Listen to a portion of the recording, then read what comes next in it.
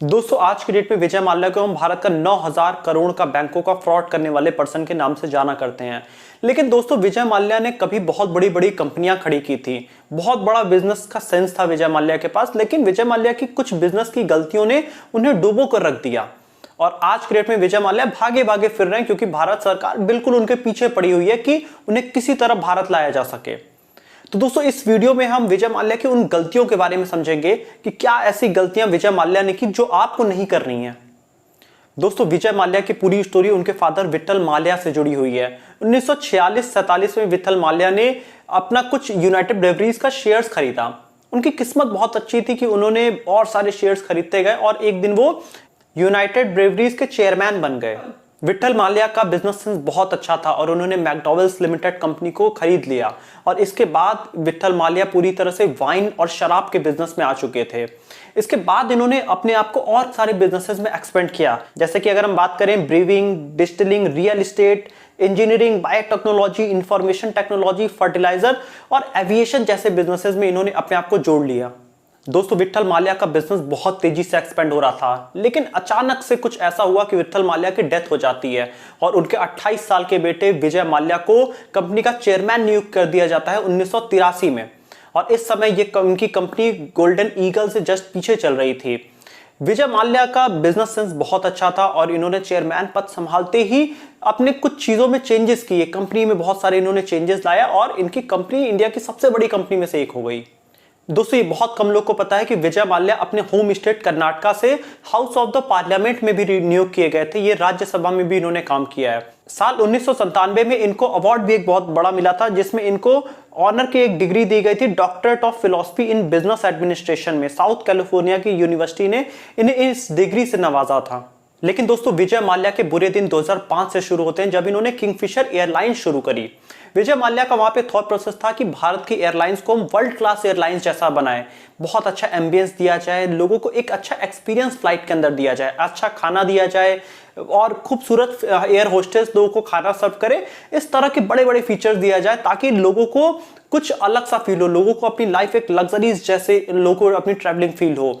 और इसके साथ ही दोस्तों उस समय भारत के जो एयरलाइंस होते थे उसमें शराब ऑफर्स नहीं हुआ करती थी, लेकिन इनकी एयरलाइंस के अंदर जो फर्स्ट क्लास पैसेंजर हुआ करते थे उनको फ्री में शराब दी जाती थी।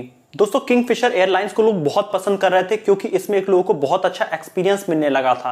लेकिन विजय माल्या यहीं रुकने वाले नहीं थे। ये चाहते थे कि जो हम डोमेस्टिक फ्लाइट्स में फैसिलिटीज दे रहे हैं इसको हम इंटरनेशनल फ्लाइट्स बनाया जाए, भारत की फ्लाइट्स जब बाहर जाएं तो वहां पे भी हम ऐसी फैसिलिटीज दें। अब इसके लिए लेकिन भारत सरकार में यह है कि कोई भी एयरलाइंस अगर 5 साल से कम अगर टाइम ऑपरेट कर दिया तो उसको बाहर जाने के अलाउ नहीं होता है। लेकिन विजय माल्या चाहते थे कि हम अभी ही इसको ऑपरेट करें भारत के बाहर भी। तो इन्होंने सोचा कि किसी एक बड़ी कंपनी को हम एक्वायर करते हैं और बहुत कोशिशों के बाद इन्होंने एयर डेक्कन को एक्वायर कर लिया और 2008 में इनकी पहली फ्लाइट बेंगलोर से लेकर लंदन तक गई, जिसके बाद इनकी कंपनी करीब 22.5% के साथ इंडिया की सबसे बड़ी एयरलाइन कंपनी बन गई। लेकिन दोस्तों इनका पूरा ध्यान था लोगों को अच्छा एक्सपीरियंस देने में, लेकिन कंपनी को चलाने के लिए पैसों की जरूरत हुआ करती है। तो इनके पास जो पैसे तो थे नहीं, तो इन्होंने बैंकों से लोन लेना चालू कर दिया। अब यहाँ पे बैंक इनको बहुत सारे लोन दिया कर रहे थे, करीब 17 बैंकों ने करीब 9,000 करोड़ का इनको लोन दिया। अब यहाँ पे इन्होंने सर्विस टैक्स भी पैसेंजर से लिया, पीएफ लिया, इनकम टैक्स भी लिया अपने एम्प्लॉइज से, लेकिन वो सारी चीजें इन्होंने भारत सरकार को नहीं दिए। यहाँ पे भी एक बहुत बड़ा स्कैम हो रहा था। लेकिन साल 2012 आते आते इनके पास कैश बिल्कुल खत्म हो चुके थे और इनको अपनी कंपनी पूरी तरह से किंगफिशर एयरलाइंस बंद करनी पड़ी। लेकिन दोस्तों जब लोन रिकवरी की बात आती है तो एसबीआई ने इनके गुडविल और इनके बड़े ट्रेडमार्क की वजह से 4,000 करोड़ का इनका ट्रेडमार्क था, उसकी वजह से इनको 300 करोड़ का लोन दिया था। लेकिन जब रिकवरी की बात आई तो वो घट के करीब 6 करोड़ का हो चुका था। तो अब एसबीआई पैसा कहां से निकाल सकती है। दूसरी तरफ आईओबी ने इनको लोन दिया था, उसमें इन्होंने 2 हेलीकॉप्टर अपने एज ए कोलेट्रल रखे थे, लेकिन जब रिकवरी की बात आई तो वो दोनों हेलीकॉप्टर तो वर्किंग ही नहीं थे। तो इस तरह का फ्रॉड बैंकों के साथ हुआ और इस तरह से दोस्तों बहुत सारे बैंकों के साथ भारत में फ्रॉड हो गया, जिसमें एसबीआई का करीब 1600 करोड़, पीएनबी का 800 करोड़, आईडीबीआई बैंक का 800 करोड़, बैंक ऑफ इंडिया का 650 करोड़, बैंक ऑफ बड़ौदा का 550 करोड़, यूको बैंक का 320 करोड़, कॉर्पोरेशन बैंक का 310 करोड़, फेडरल बैंक का 90 करोड़। दोस्तों लिस्ट बहुत लंबी है, करीब 9,000 करोड़ से ज्यादा का इन्होंने लोन्स लिया 17 बैंकों से भारत में, और वो पूरा बिना इन्होंने चुकाए भारत छोड़ दिया। दोस्तों रिपोर्ट्स का यह कहना है कि बैंकों से लिए गए इन लोन को इन्होंने मनी लॉन्ड्रिंग के थ्रू भारत के बाहर भेज दिया। अब ये पूरा एक स्कैम इनका बहुत सालों से चला आ रहा था, ऐसा भारत की रिपोर्ट्स कहा करती हैं।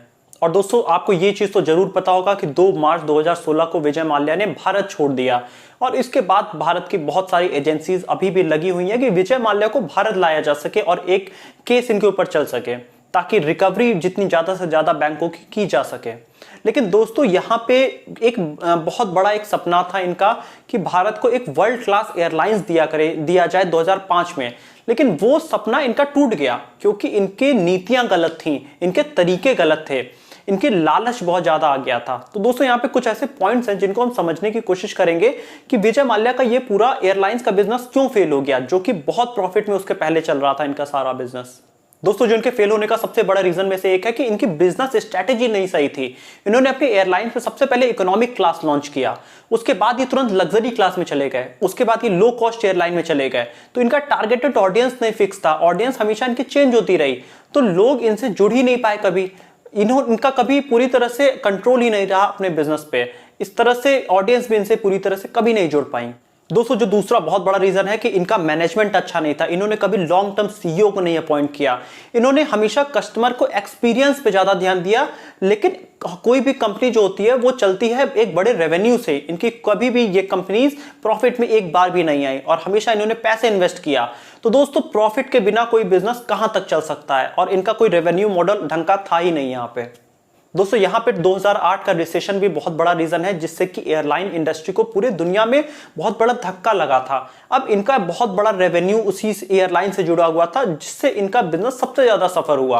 अब यही एक बहुत बड़ा इनका रीजन था जिससे इनका बिजनेस फेल हो गया। विजय माल्या खुद ये बात कहा करते हैं कि अगर 2008 का रिसेशन नहीं आता तो हमारा बिजनेस ग्रो हो चुका होता, लेकिन 2008 के रिसेशन ने भी एक बहुत बड़ा काम किया जिससे कि इनका बिजनेस बंद हो गया। दोस्तों इनका एक बहुत बड़ा स्ट्रैटेजी की भी कमी थी कि इन्होंने एयर डेक्कन को और किंगफिशर एयरलाइंस को दोनों को एक अलग अलग एंटिटी कंपनी बना के रखा। अब दोनों के साथ ये बिल्कुल डिफरेंट तरीके से ऑपरेट कर रहे थे, एक में लग्जरी क्लास एक में लो क्लास। अब इस वजह से ये दोनों बिजनेसेस नहीं चला पाए। अगर ये कोई एक टाइप के बिजनेस में ही जुड़े रहते तो ये ज्यादा बेटर यहाँ पे बिजनेस कर सकते थे। दोस्तों अगला ही रीजन इससे बहुत बड़ा जुड़ा हुआ है कि इनका ऑपरेशन कॉस्ट बहुत हाई था, मतलब ये ज्यादा पैसा लग्जरीज पे खर्च कर रहे थे लेकिन कस्टमर से कितना पैसा वापस आएगा उस पर ध्यान नहीं दे रहे थे। ये खूबसूरत लड़कियों को हायर करके लेके आ रहे थे, ये महंगी महंगी वाइन्स अपने वहां पे दे रहे थे अपने एयरलाइंस के अंदर, लेकिन उसकी रिकवरी भी होना चाहिए, वहां पे इन्होंने ध्यान नहीं दिया।